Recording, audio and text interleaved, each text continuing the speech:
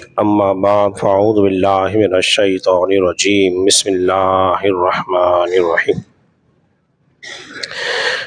وَإِذْ قَتَلْتُمْ نَفْسًا فَادَّارَأْتُمْ فِيهَا وَاللَّهُ مُخْرِجٌ مَا كُنْتُمْ تَكْتُمُونَ فَقُلْنَا اضْرِبُوهُ بِبَعْضِهَا كَذَلِكَ يُحْيِي اللَّهُ الْمَوْتَى وَيُرِيكُمْ آيَاتِهِ لَعَلَّكُمْ تَعْقِلُونَ صدق اللہ العظیم۔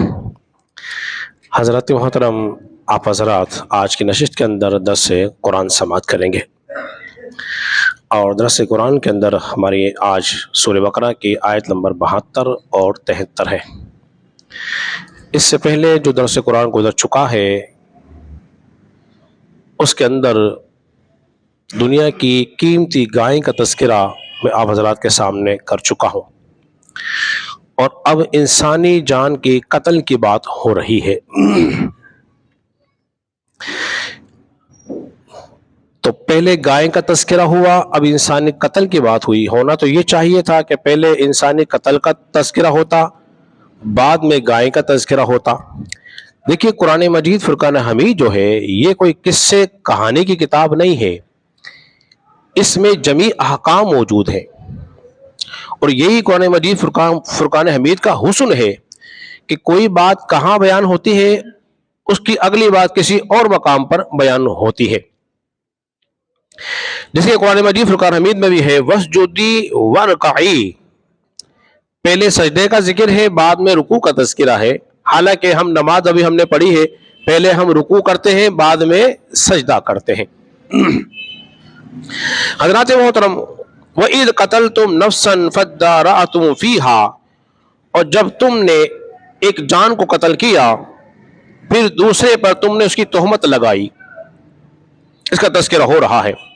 میں بتا چکا ہوں کہ بنی اسرائیل میں بہت ہی امیر ترین ایک شخص تھا، اس کے بھتیجے نے مال کی وراثت کے لالچ میں آ کر اپنے چچا کو قتل کر دیا، اور اس کی لاش کو لے کر بستی کے دوسرے دروازے پہ ڈال کر آ گیا۔ اس کا تذکرہ اب اس قرآن مجید فرقان حمید کی آیت کے اندر ہو رہا ہے کہ جب تم نے ایک جان کو قتل کیا اور قتل کے بعد پھر تم تہمت لگا رہے تھے ایک دوسرے کے اوپر، کیونکہ اس تہمت سے یہ ہوا کہ دو بستیوں میں، دو قبیلوں میں جھگڑا ہو گیا، اختلاف ہو گیا، اور الزام لگانا شروع کر دیا کہ تم نے قتل کیا ہے، وہ کہتے ہیں انہوں نے قتل کیا ہے۔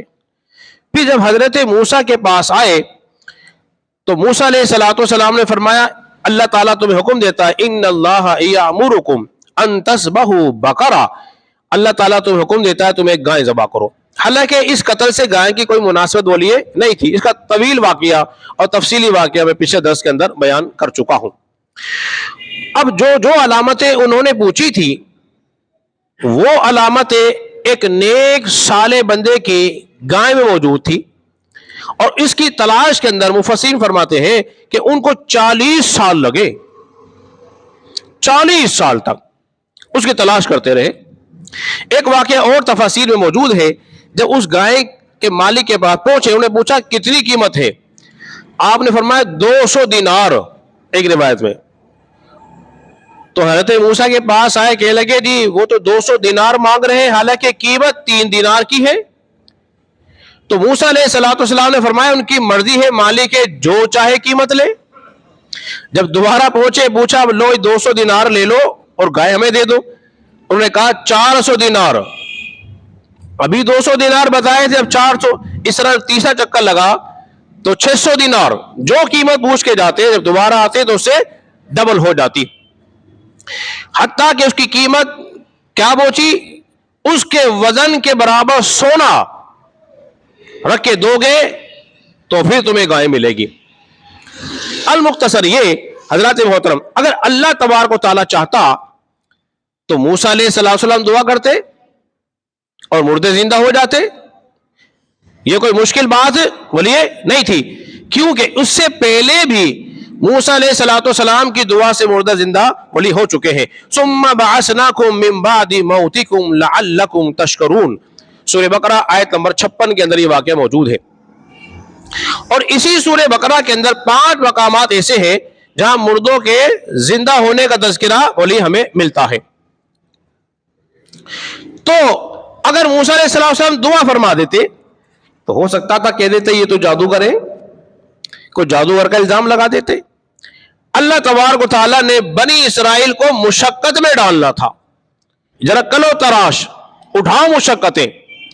پھر ہوا یہ، جب وہ گائے انہیں پالی، واللہ مخرج ما کنتم تکتمون، تو اللہ ظاہر کرتا ہے جو تم چھپاتے تھے. وہ قتل کر کے چھپا رہا تھا، اللہ نے اس کو ظاہر فرما دیا. اللہ تبارک و تعالیٰ کی شان ایسی ہے،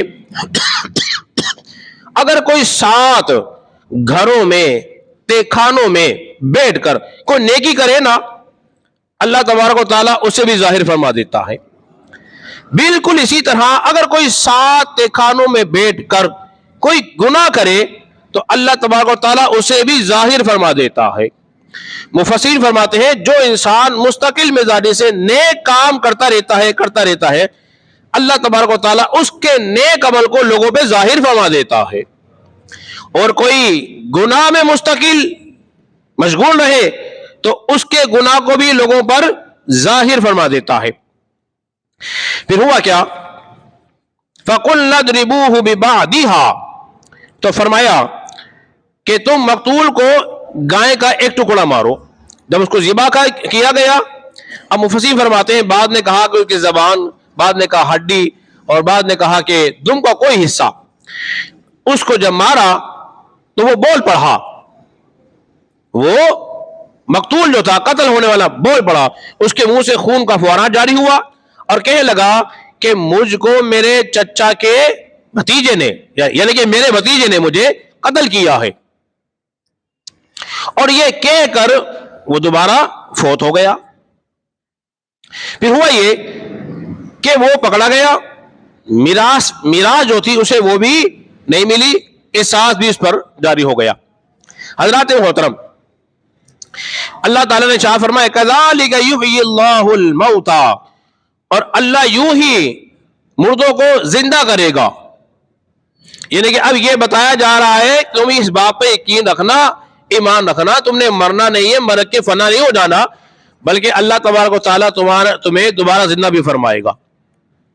یہ عقیدہ بتایا جا رہا ہے، یہ اس بات کی دلیل ہے یہ واقعہ. حضرات محترم، وَيُرِيكُمْ آيَاتِهِ لَعَلَّكُمْ تَعْقِلُونَ، اور اللہ اپنی نشانی دکھاتا ہے کہیں تم عقل سے کام لو. یہ اللہ کی نشانیوں میں سے تھا، کیونکہ بعض لوگ یہ سمجھ لے جس طرح ہندوؤں کا عقیدہ ہے مر گئے ختم ہو جائیں گے پھر ہمیں اگلا جنم ملے گا. ہندو کہتے ہیں نا اس جنم میں نہیں تو اگلے جنم میں ملیں گے. جنم ایک ہی ہوتا ہے جو ہو چکا ہے، دوبارہ جنم ہونے والا نہیں ہے. وہ کہتے ہیں روح جو ہے یہ کوئی اور شکل و صورت لے کر دوبارہ آ جاتی ہے کسی اور روپ میں.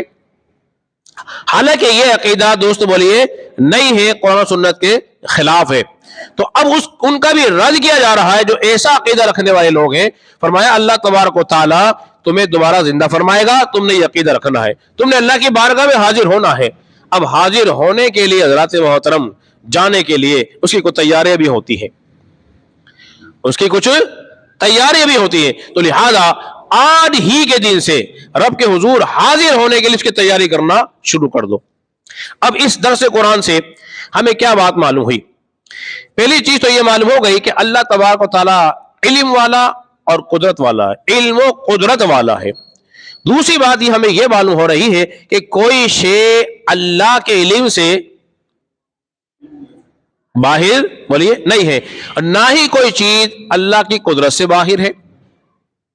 دوسرا معلوم یہ ہوا کہ شریعت میں کوئی قید نہیں لگائی جائے جب تک کہ اس قید کو اللہ نے نہ لگایا ہو. دیکھو نا سوالات کرنے شروع کر دیے تھے، گائے کیسی ہونی چاہیے، رنگ کیسا ہونا چاہیے، عمر کیسا ہونا چاہیے، کیسی ہونی چاہیے. تو ان کی یہ سوالات اور قید لگانے سے خود ہی مشقت میں پڑے اور انہیں بڑی بھاری قیمت میں اس گائے کو خریدنا پڑا. اگر وہ گائے لے کے ذبح کر دیتے تو ان کا مسئلہ حل ہو جاتا. ایک بات معلوم یہ بھی ہوئی کہ یتیموں اور غریبوں کے مال کی حفاظت کرنا یہ سنت الہیہ ہے، اللہ کا طریقہ ہے. وہ غریب کی گائے تھی، اس کی حفاظت کی، اور دیکھو پھر ہوا کیا کہ کم قیمت تھی اس کی، لیکن اللہ تبارک و تعالیٰ نے ماں کی خدمت کی برکت سے، کس کی؟ مال کی، ماں کی، والدین کی خدمت کی برکت سے اللہ تبارک و تعالیٰ نے انہیں امیر کر دیا. تو جس طرح ماں باپ کی دعا لگتی ہے اس طرح بد دعا بھی لگ جاتی ہے. آخری بات حضرات محترم، ہمیشہ ہمیشہ انسان کو نیک کاموں کے اندر مشغول رہنا چاہیے اور برے کاموں سے بچتے رہنا چاہیے. اللہ رب العزت کی بارگاہ میں دعا ہے خالق کائنات ہم سب کو سمجھنے اور عمل پیرا ہونے کی توفیق عطا فرمائے.